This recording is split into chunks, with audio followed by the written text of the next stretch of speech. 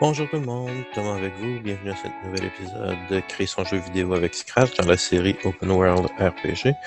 Donc, la dernière fois on avait fait les dommages, et puis là, ce que j'aimerais faire aujourd'hui, c'est créer le mouvement de mes ennemis, et parce que présentement il n'y a rien qui bouge dans mon environnement.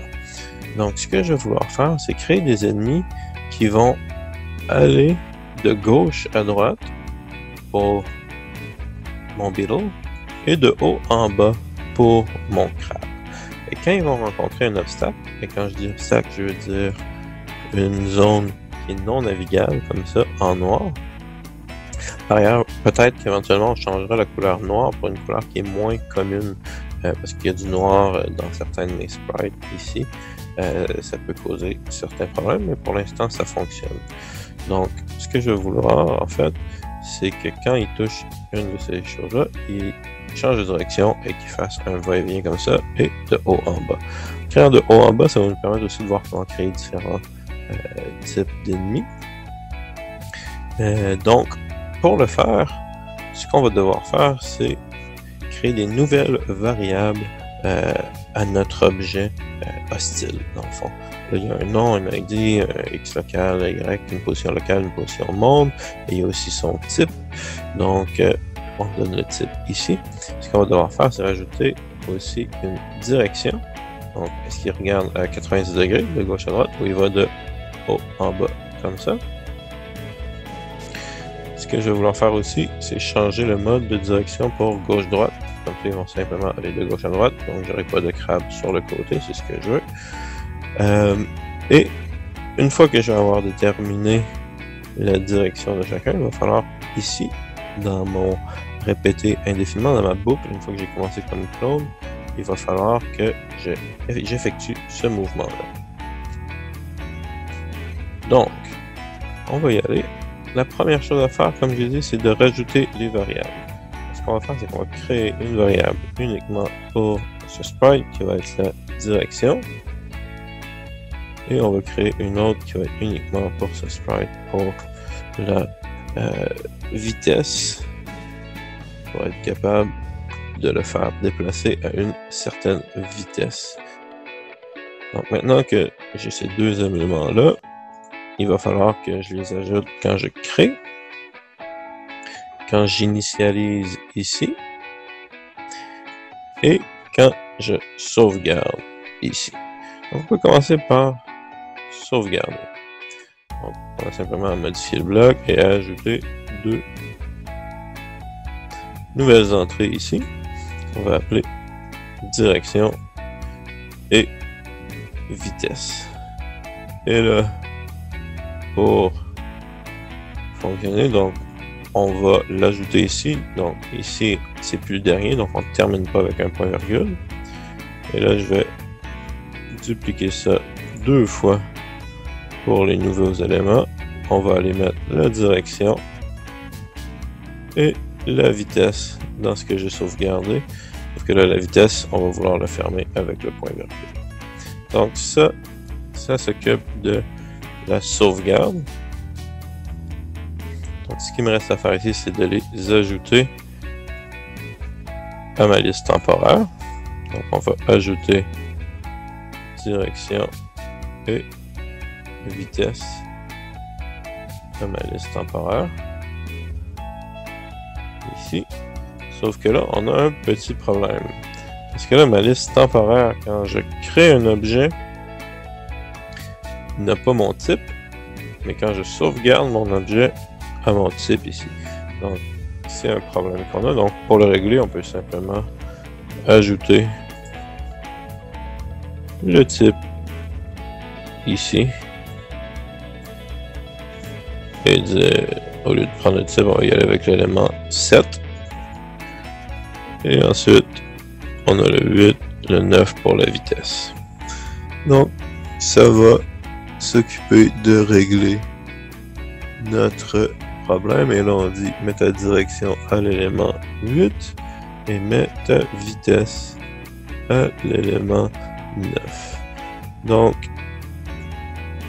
c'est tout ce qu'on a besoin de faire pour rajouter des variables à nos objets. c'est de s'assurer de les intégrer dans l'initialisation ici, quand je commence comme un clone, de le mettre ici dans la sauvegarde, dans la création et dans la sauvegarde.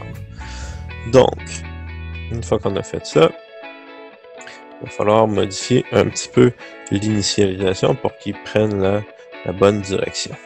Donc, ce qu'on va faire, c'est qu'on va simplement aller ici et dire s'orienter en direction de ta direction.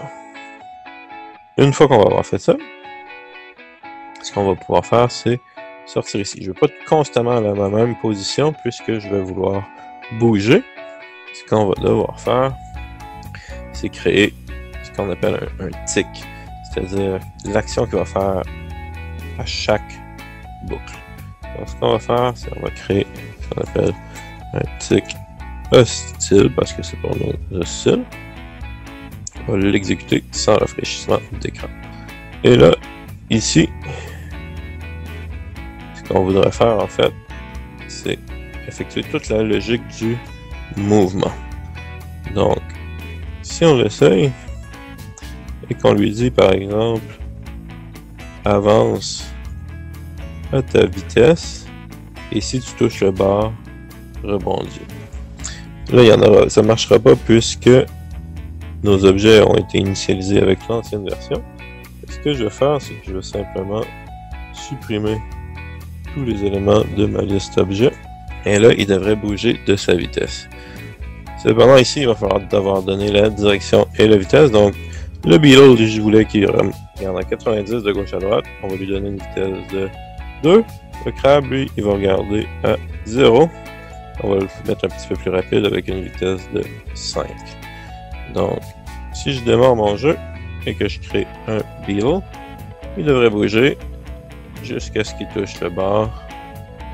Et mon crabe va faire la même chose, mais plus rapidement. Je peux en créer autant que je veux et ça va le faire.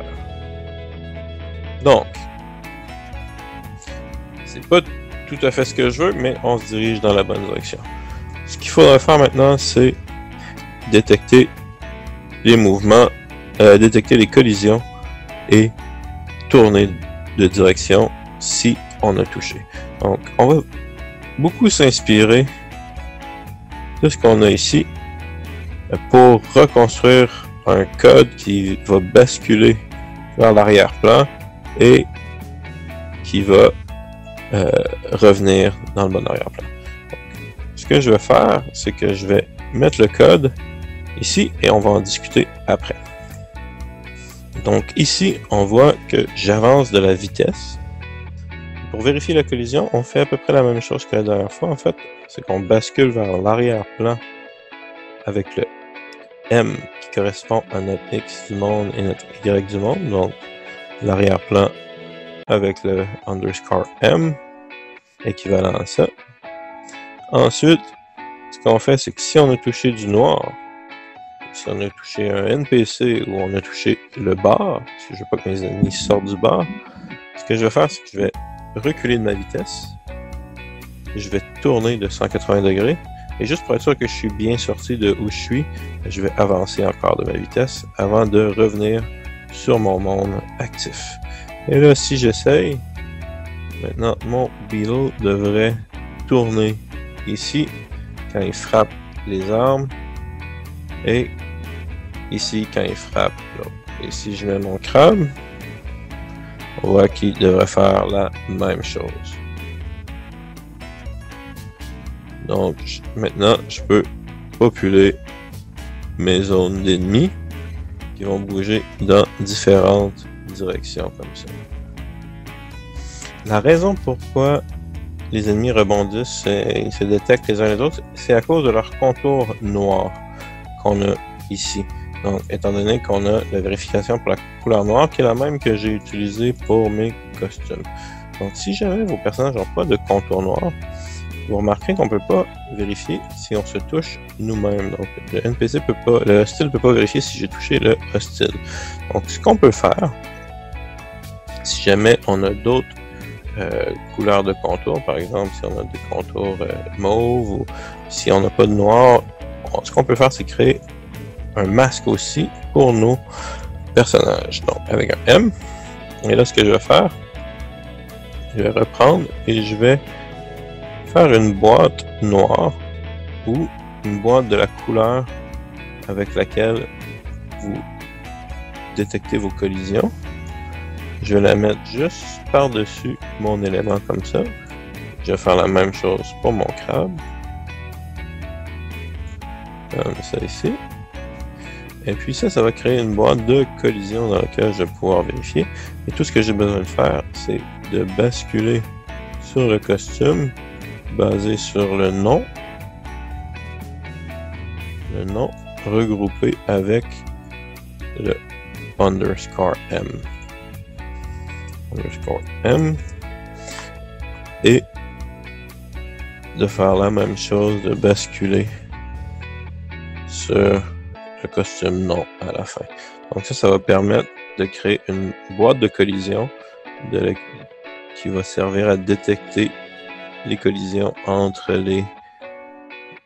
les différents personnages. Donc, cette boîte-là, si jamais vous changez la couleur de votre détection de collision, il va falloir changer la couleur de la boîte et la changer ici aussi. Donc, c'est comme ça qu'on va être capable d'ajouter des nouvelles données et d'ajouter des nouveaux comportements à nos NPC. Et là, vous voyez, notre tic, simplement en fonction de la direction qu'il y avait déjà, et puis de sa vitesse qu'on a donnée à chacun, les objets se comportent différemment. Merci beaucoup. Au revoir. Si jamais vous avez aimé Merci beaucoup. Si jamais vous avez aimé la vidéo, n'hésitez pas à l'aimer, à vous abonner à la chaîne et à suivre nos activités en direct. Le lien est dans la description. Merci beaucoup. Au revoir.